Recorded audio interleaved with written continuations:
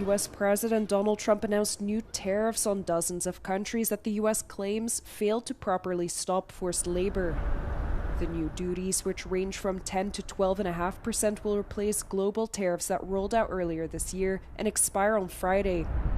The tariffs announced on Thursday will affect 60 countries, including China, India, and the European Union. Together, they account for 99% of U.S. imports. Trump had already imposed double-digit tariffs on almost every country in the world last year, but the Supreme Court ruled in February that the U.S. president did not have legal authority to do so. As a result, the administration had to pay refunds, and instead Trump announced temporary tariffs of 10%. These have now expired and will be replaced with the new tariffs. The decision has already drawn widespread criticism from impacted nations. However, the new tariffs are considered more resistant to legal challenges than the previous.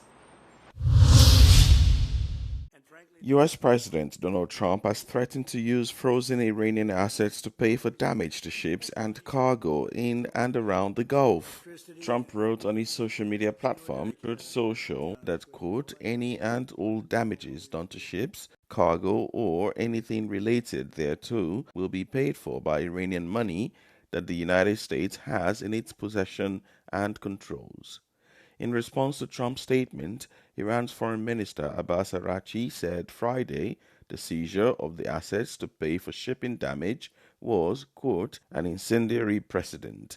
The latest exchange comes as the U.S. launched a 13th consecutive night of strikes on Iran, targeting military and commercial sites. Iranian state media reported explosions in the port city of Bandar Abbas, a key hub for military supplies and trade cargo, as well as on Qashm Island, home to naval assets capable of attacking vessels transiting the Strait of Hormuz. For Iran's part, Iranian state TV shared footage it claims shows missile launches at targets in the Gulf region. Meanwhile, as Washington and Tehran continued their standoff over the Strait of Hormuz, a new front emerged in the region with Yemen's Iran-backed Houthis threatening to shut down another key trade route. The European Central Bank kept interest rates unchanged on Thursday, holding steady as it waits to see how much of a lingering energy shock from the Middle East conflict will feed through into Eurozone inflation. The ECB's Governing Council held the deposit facility rate at 2.25%. Uncertainty remains high, and the full inflationary impact of the energy shock has yet to play out.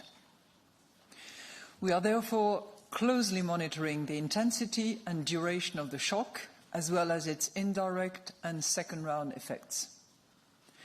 We are committed to setting monetary policy to ensure that inflation stabilizes at our 2% target in the medium term. With today's decision, we remain well-positioned to navigate the uncertainty caused by the conflict. The decision follows confirmation last week that Eurozone inflation eased to 2.8% in June from May's 3.2%, the first decline this year. The pause comes just 6 weeks after the ECB raised rates for the first time in nearly 3 years, responding to a war-driven energy shock that had pushed inflation to its highest since September 2023.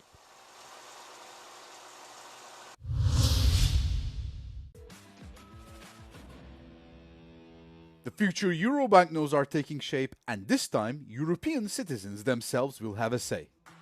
European Central Bank President Christine Lagarde unveiled the 10 shortlisted designs on Thursday, from which the new banknotes will be chosen. From more than 1,200 proposals considered, 2 broad themes ultimately emerged as the strongest ways of representing the continent's identity. One focuses on figures who have left their mark on the history of art, music, science and literature. The other features rivers and birds as symbols of Europe's biodiversity and the need to protect it.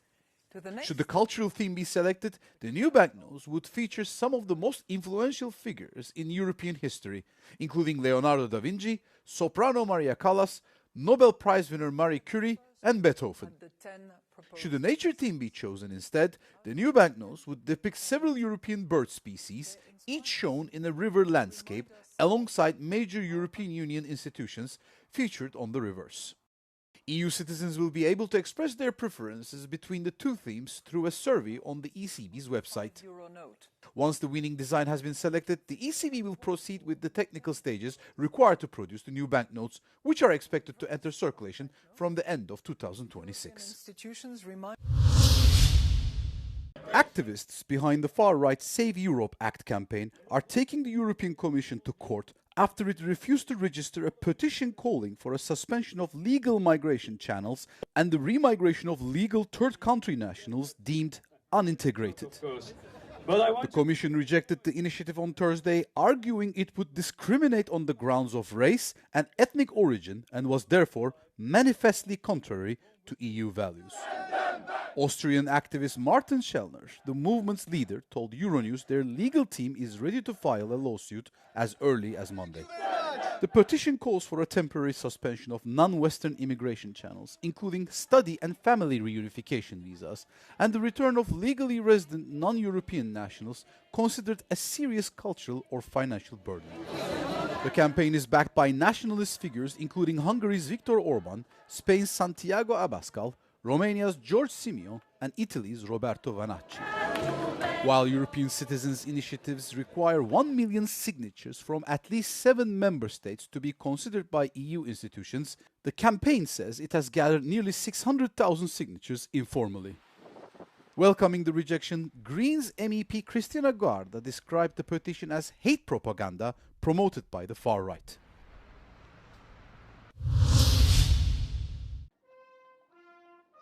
The United States and Saudi Arabia have signed a nuclear agreement that would allow the kingdom to develop a civilian nuclear program. The Trump administration hasn't released the details of the deal, but the framework would give Saudi Arabia the ability to enrich uranium through its own facility.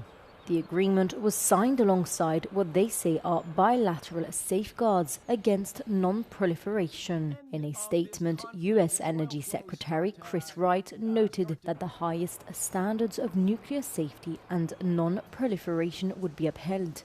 Uranium enrichment can produce fuel for nuclear power plants, but the same technology can also be used to build nuclear weapons. Because of this, US lawmakers from both parties have voiced opposition to the idea of a civilian nuclear project for Saudi Arabia. The deal, which still needs to be sent to Congress for review, is expected to last 30 years and would involve using American technology to develop the program. The deal reportedly does not include the International Atomic Energy Agency additional protocol, which would allow for more monitoring, inspections and verification.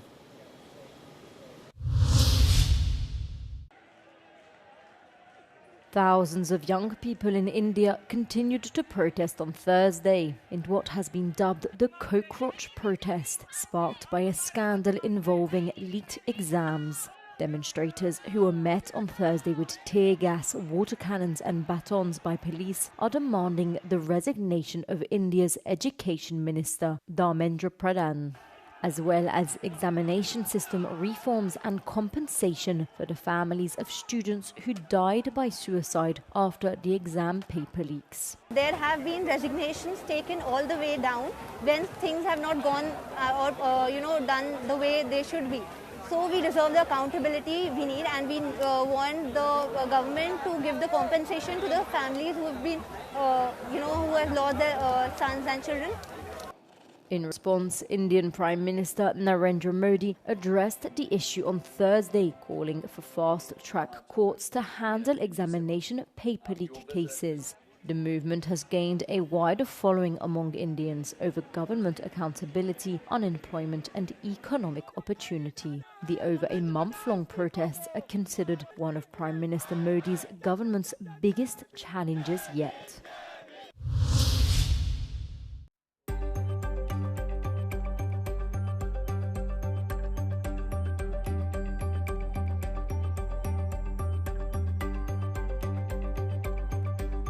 There we see the number of cases increasing every single day. We see more and more community deaths. We see new cases in new areas, and what the response is today just can't catch up to the size of the spread of the outbreak today.